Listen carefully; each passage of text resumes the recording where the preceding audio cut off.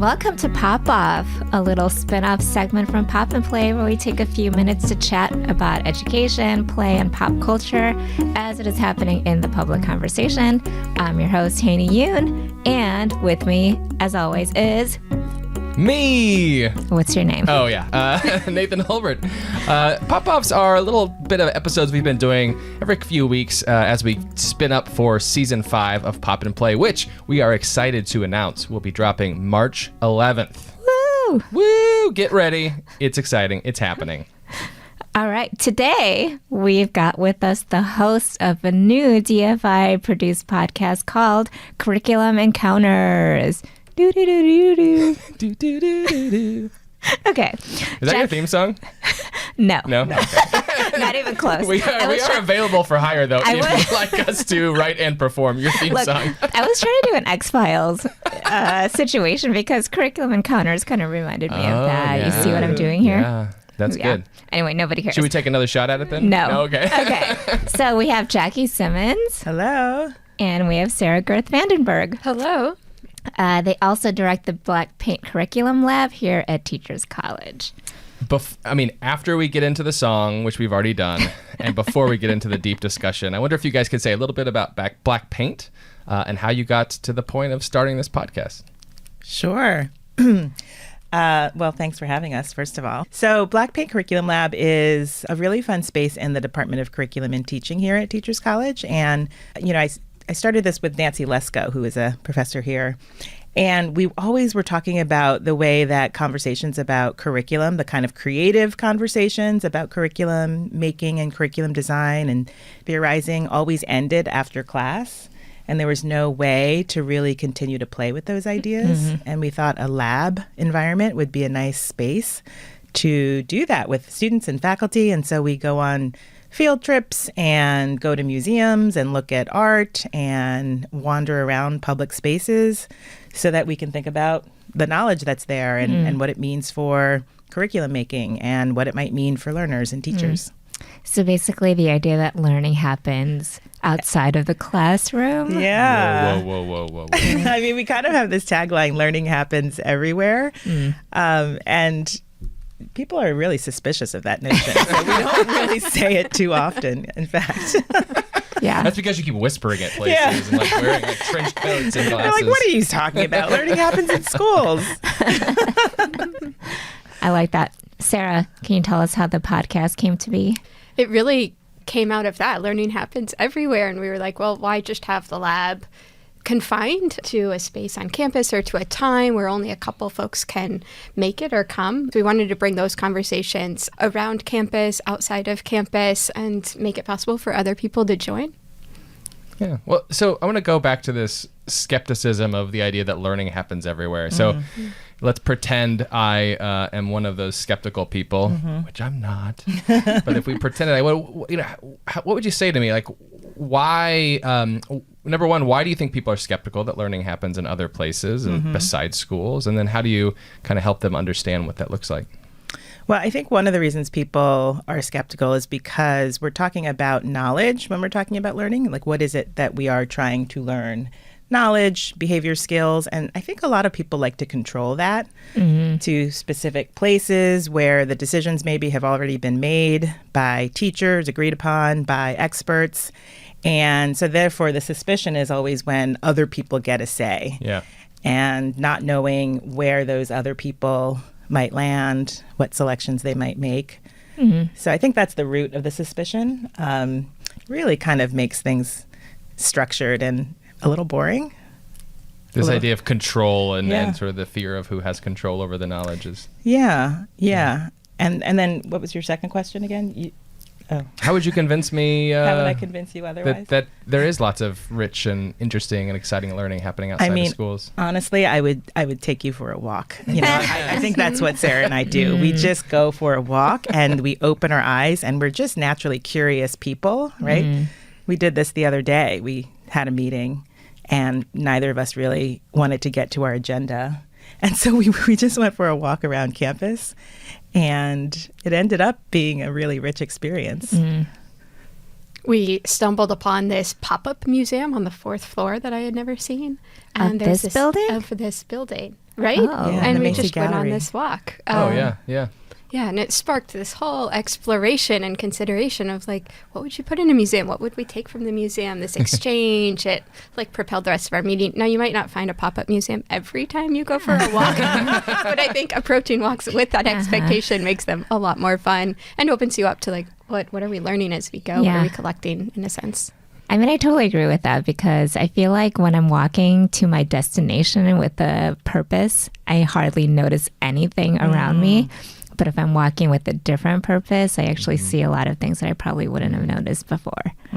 Like, I probably wouldn't have noticed the pop-up museum on the 4th floor because I'm like, I gotta get to class. Yeah. Well, that's because the purpose was there. So if you take Yeah. away the intention and you're open to the unintentional, Yeah. I think that's where the real opportunity is. Yeah. And that's what I think we're trying to encourage, maybe educate people in lab to do, is just to, be a little more open, be a little more wide open to the possibilities that are really right there. Yeah.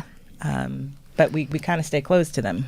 Yeah. And I think that notion of purpose is related back to the skepticism that learning happens everywhere. And a little bit of that might be the desire to control what kind of learning happens, but also such a narrow sense of purpose in traditional classrooms with lots of reasons for that. But, if we can expand that purpose outside of the classroom, maybe we could also come back to the classroom with some more possibility. And, I was just going to say, the role models, the people who do this naturally are children, right? They're always running around like, what's this? What's that? Oh, look at that. Oh, let me go back to the other thing, right? There's just a little bit of openness there until it gets trained out of them. And I also think artists and creative people sort of keep that alive. They keep that honed, that you can, really just be curious and wide open as you're moving through spaces in conversations with other people. Okay, so I kind of have like this hypothesis or theory actually now that I'm asking this, but that's a perfect segue to a pop-off, right? And so we wanted to think with you about, we both got to listen to your delightful trailer to Curriculum Encounters. And one of the things that resonated with me is this idea that curriculum is almost automatically assumed to only be existent in schools, right? And I think we've kind of touched on that in the first few minutes here. But why do you think that is? Why do you think that has come to be? Because I feel like that is actually a very natural tendency, right? That when we hear the word curriculum, we automatically think schools. Why do you think that is? It's such a stodgy word. It has so many syllables. So many syllables. People don't know how to say it. They're like, wait, do you mean like one The curriculum? textbook? The Isn't it syllabus? Latin? Shouldn't we be saying curricula? I get a lot of questions. Whatever. Yeah. So that's part of it. Yeah. And for sure, the curriculum includes those formal documents, but we also talk a lot in our classes about how curriculum includes these informal elements, how it's enacted, and then you start to see it everywhere. And I think sort of a approachable example is just families and what you learned from your mom or aunties or grandma in the kitchen as a kind of curriculum that happens intergenerationally in the home. Maybe the recipes were written down, but there's so many other kinds of knowledge exchange there, this other course of study. So thinking about those as curricular moments and encounters. Now I've got like 17,000 questions I want to ask. Let me try to zoom in on one or two. So, that kind of leads to a vision of curriculum that is sometimes a designed artifact. Sometimes it's an informal, undesigned, but maybe intentional artifact. I guess I'm wondering, is that distinction useful? Is that kind of irrelevant in what you're trying to talk about when you're trying to kind of have this expansive view of curriculum? I think it's all relevant. I think we want an expansive definition of curriculum. We want people to be thinking about the formal, planned, intentional, the documents that get written and communicated. That's an important part of curriculum. And then there's this other part that just gets ignored that we'd like to draw more attention to. And that's maybe the informal, the hidden, perhaps still intentional, maybe sometimes unintentional, right. but implied, right? And those are communicated by our relationships to each other and knowledge and space, and the way space is designed and what it invites you to do. And then there's all of the other stuff that's underlying it. Like sometimes you might think of it like the politics of it, the politics of that knowledge that gets selected, or what it actually means for somebody when something is included, but something else is not included, and how that shifts your attention or encourages you to want to learn or not learn, stay motivated and engaged or not, all of those things. That's curriculum too. There are curricular aspects to that because some of it is intended, some of it is planned, right? It might not be written out in advance, but it is about what we want people to know and learn. So if all of that is on the table, really, I think part of what we're trying to do is say, let's pay attention to it so that maybe we can use it in different ways. Maybe we can steer knowledge in different directions towards play, right? Something that I really enjoy about this podcast is that you're trying to get us to think curricularly about play too, and where it happens and the kind of knowledge that arises through these more playful encounters. I was thinking about what you're saying about hidden curriculum and the unintentional effects of these definitions. And I was thinking that the reason why I associate curriculum with school is because I get tested on it. Like I get tested on that knowledge. And something about getting tested and evaluated on that knowledge makes, like, if I were to make a hierarchy of knowledge, that for some reason that then becomes more important. Like, obviously, I don't think that right now, but I definitely thought that up until I was like 25 years old, so yesterday. Yeah. As soon as you hit 26, it all changed for you. It might change. Who knows? I'll let you guys all know.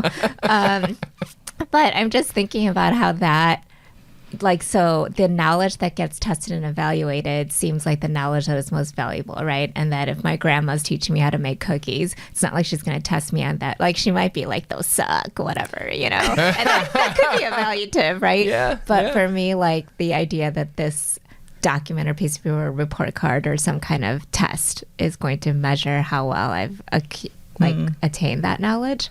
I don't know. I'm just wondering, could that be a reason why we sort of I agree with you. Curriculum is everywhere, right? But then there seems to be like a hierarchy of what curriculum is valuable. Yeah, I think that's been a neat trick of schooling is that, assessment is so helpful for the cookies, right? Yeah. Every time I bake a loaf of bread, cookies. right? Is this bad or good? It's either, bread. It's bad or good, or there's something I could do better. Yeah. And that's the case at the gym when I'm learning math, if I am doing something that's really related to school content, but then also when I'm doing other things. Assessment is a part of it. But then we've learned to only value the kind that can be maybe quantified, and especially in formal school settings. And so we're only really thinking about the test scores or other kinds of accountability data, right? So then we learn to forget and devalue all of the other things that can't be formally measured. And then they become less important in the curriculum because they can't be measured, and it flips into this cycle. And there's not going to be a way that if we take this expansive notion of curriculum and try to build it into formal settings, there will never be a way to necessarily create data around its effectiveness, around how well it's working. So there's going to have to be up after both. eating your bread. That means it didn't work. Nobody throws up after eating my There's bread. all sorts It's of different delicious forms of data. Yeah, I've perfected that. I'm just kidding. Of course. But you know what I mean? It's Yeah. like, it's kind of this self-fulfilling circle. Yeah, totally. Yeah, schools definitely have a way of turning everything into somehow or another like sacred or self-important, which is certainly dangerous. I want to ask a slightly different question. I agree with all this, but I want to imagine a person that's not at this table. We're all for education nerds who Speak for yourself. we're all for education cool cats. Yeah. Is that better? Yeah. Much better. Who can't help but be really inquisitive. A lot of times when we're out in the world, we like to look at things, we like to learn things, and maybe that has ebbed and flowed in our development. Sometimes we were more interested in that than other times. But I'm wondering about part of what you're describing is like a set of values of how to experience the world. And so I'm wondering for somebody who maybe doesn't think of going to the gym as a thing to be measured and improved upon, but sort of sees their day-to-day as just kind of going through the motions. How can this kind of perspective, be an important way for not just cool cats like us that like education, but like everybody to start kind of thinking differently about their environment and their world? Yeah. Wouldn't that be fun if everybody were tuned in?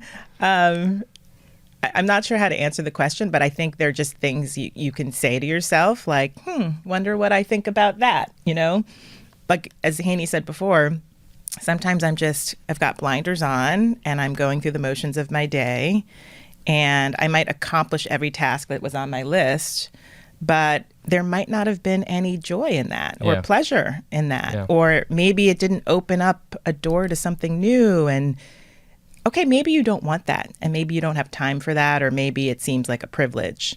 But I do think that we need to have that conversation with ourselves and each other about, like, okay, what's the purpose of all of this? That really is a curricular question too. Like, what is the purpose of the knowledge? Why do we want it for? What do we that's want it to often do? like the lesson plan goal too, right? In schools, like, what is the purpose of this? What is this for? Yeah. But it's so often neglected, even in classrooms, right? It's like a formality. What are we doing? Well, we're doing stoichiometry and chemistry. Why? Because that's what you do in That's week next 7. in the curriculum. Exactly. Like, purpose is so important. So I like that.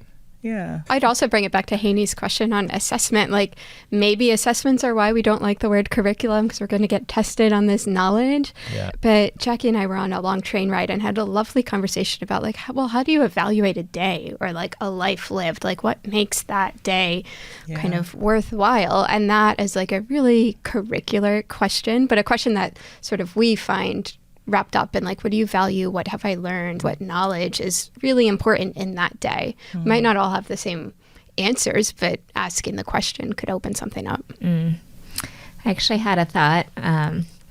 My dad used to teach us Korean in the basement of our house. Yeah. And sometimes it would include like 2 other kids. I don't even know where they came from. I don't even know who they are. I would shout them out if I knew their names, but I don't. They're going to listen to this and they're going to be like, it's me, Haney, it's me. Yeah, exactly.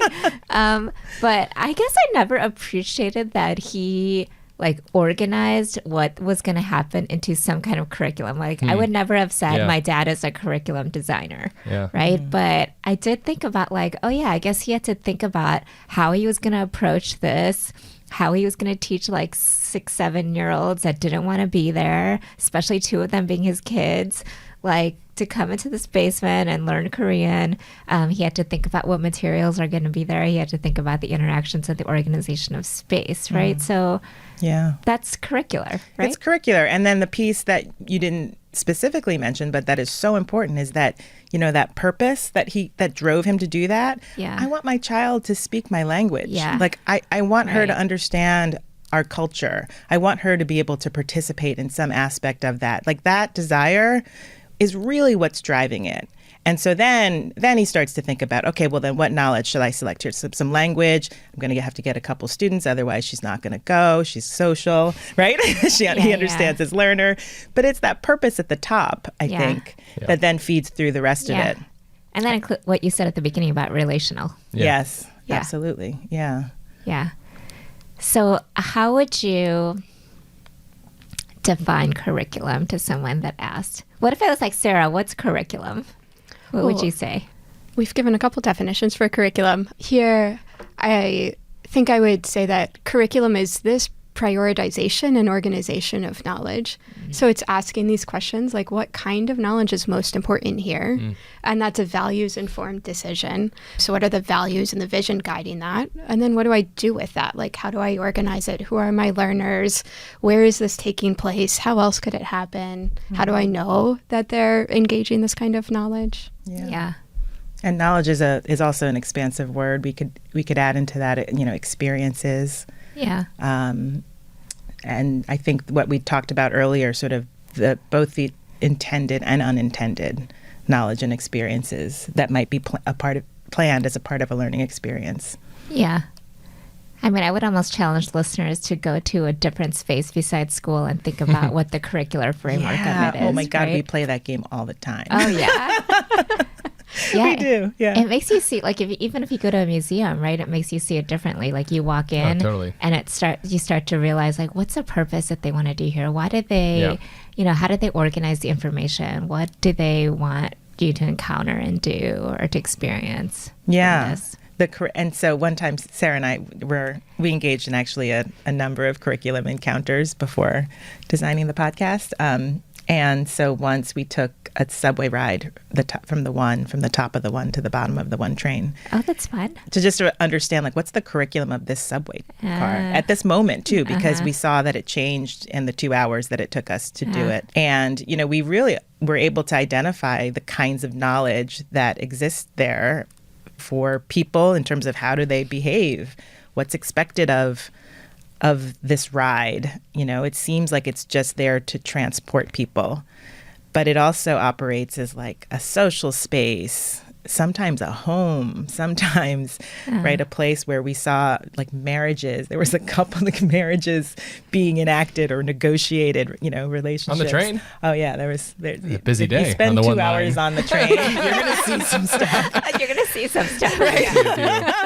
But it's also, I like that invitation, and I like it applied to places that aren't typically educational. Like, okay, I could see how education might happen in a museum. Yeah. But can you stand at the supermarket or in a park and see the curricular opportunities that Or are happening like there? H&M. Oh my gosh, yeah. There's a curricular framework to sure. H&M. I think the thing that's occurring to me as we kind of get into this is that most of what you guys have been talking about, I would probably think of as sort of designed experiences. And coming from a field of design, I think I do the same thing. Like, oh, this is designed. This is design. It's designed for a reason and for a purpose, and it's designed to make certain kinds of actions and behaviors more or less likely. And the word curriculum, I think. So then I'm asking myself, well, why do I call those things designed experience, and why do you call maybe some of the same things a curriculum? And I think that's there's not really a question or an answer there, but I think the fact that there's two different ways to describe this same thing is kind of interesting. And it gets back to your original point about this word curriculum, in imbuing those things with a certain sense of stodginess or a certain sense of like control, to use your word, that it doesn't have to be that way, right? Yeah, I was at the Design Museum in London a few years ago, and they had really elegantly laid out sort of these 3 exhibitions around you can design objects, you can design places, and you can design maybe experiences or some other third thing. And I think what we come back to is like knowledge of something to design around is often missing from those conversations. Like architects design around spaces. And so, yeah, I think it is like we're not shy about the design vocabulary. We love coming back to the design piece. Like we still think of ourselves as curriculum designers. And it's like all of this exploration makes us stronger, more interesting, I think, designers. So it is coming back to the design, but knowledge is what we're designing around. Yeah. And it's the knowledge piece that I think gets a really sticky, maybe, because there are so many beliefs about what knowledge is and should be. And that does get back to values and philosophies and sometimes politics and ideology. And so as a culture, we tend to want to avoid those conversations, especially in education, because they can create silos. And we're just saying, hop on in, like let's have the conversations, and then we will still design. But not having the conversations really limits what we're designing around. Yeah. Very cool. That's why I love your title, Curriculum Encounters, right? Like, I think that's such a clever way to distill that idea. Yeah. It's an invitation built in. Yeah, right.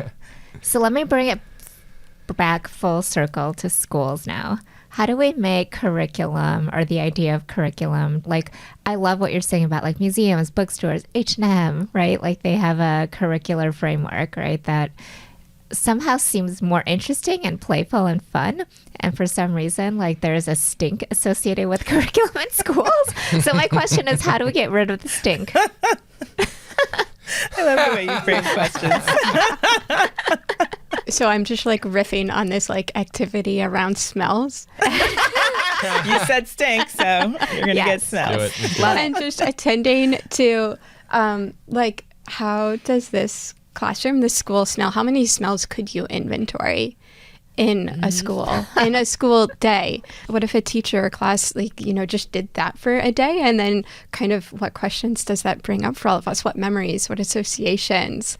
I think in some ways I became a teacher because of the smell of Lysol. What?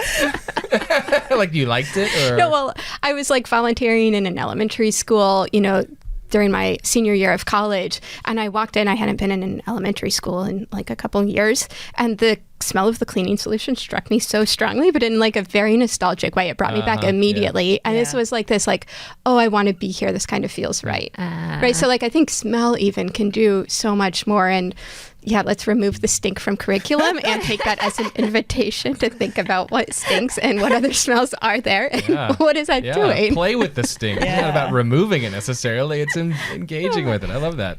I love that, Sarah, because it is such a playful way to talk about, bring the body back in, right? We're so used to thinking of school as a place of knowledge, which is just the brain and what we're thinking about. Yeah, but if you attend to the whole body, okay, we have bodies that smell things and that get hot and that want to wiggle and move around. And I think throughout the podcast, we do draw people through these prompts where they are moving your body and moving into different spaces. Yeah. Makes you pay attention to different spaces and, smelling things and touching things and noticing texture and noticing relations of things and something surprising wow, I've never seen that before. If teachers just start there, recognizing that the body has all of these other, the emotion, the nostalgia of remembering smells and what that leads you to, the stories that come from that, the emotions, the way you feel about it, all of that is ripe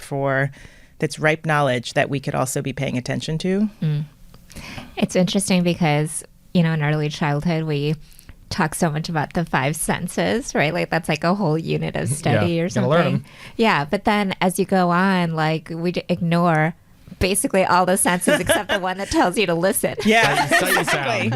Yeah. You only listen with your ears, right? And there isn't we don't pay attention to the whole sensorial experience of learning anything. In my cognition classes, I often have students that are just getting into this stuff. And the thing I say every time is look, if you're just focused on what's between the ears, you're kind of missing the entire concept of cognition. I said the brain evolved to be this gooey, fleshy, bloody lump inside this weird body that has these crazy appendages that moves about 6 foot off the ground. All of that stuff matters, right? Yeah.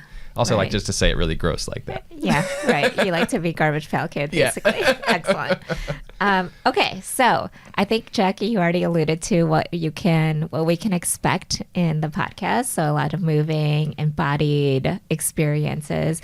Field trips. Field trips. Yeah. Tell us a little bit more. What can people look forward to in your podcast? I mean, picking up on the field trips, we sort of imagined this as Miss Frizzle's magic bus for curriculum. I was Miss Frizzle in 2nd grade. Go ahead. So coming along with us on those field trips, and we've got suggestions for activities and prompts to spark some of these wonderings and maybe design experiments, designing artifacts for listeners' own contexts. And in the first season, we really are focusing on Teachers College because this is our home. This is where we teach this stuff. So we explore spaces here on campus, and we're looking at academic spaces and social spaces. And then we have a really cool episode on the hidden spaces at Teachers College. Ooh. And through those spaces, we're asking people to really activate their senses and look at aesthetics and maybe tap into emotion and memory. Yeah. And then our vision is that in future seasons, we'll just move outside of campus and we'll visit other places like maybe some of those museums or parks and talk to people about the kind of knowledge that lives And then it'll become a travel show. And then we'll really get a bus. You'll be Stanley Tucci and you'll be eating spaghetti. This season Subway. in Italy. Yeah, so we can really drag people to really understand what is I like that idea of eating spaghetti actually. On the subway. Can we be the guest for that episode? I'm just kidding. I've been a virgin to eating on the subway. Sorry. I'm out. So, all right. Well, I'm in. Well, thank you guys for spending some time with us today and talking us through your work and these ideas that you've been exploring through Black Paint, and also the exciting new Curriculum Encounters podcast to be released February 27th. Yeah. Check it out. Thank you so much for Thank having you us. for- This was really fun. Oh, thank you for being here. Thank you so much. Thanks, guys. Bye. Bye.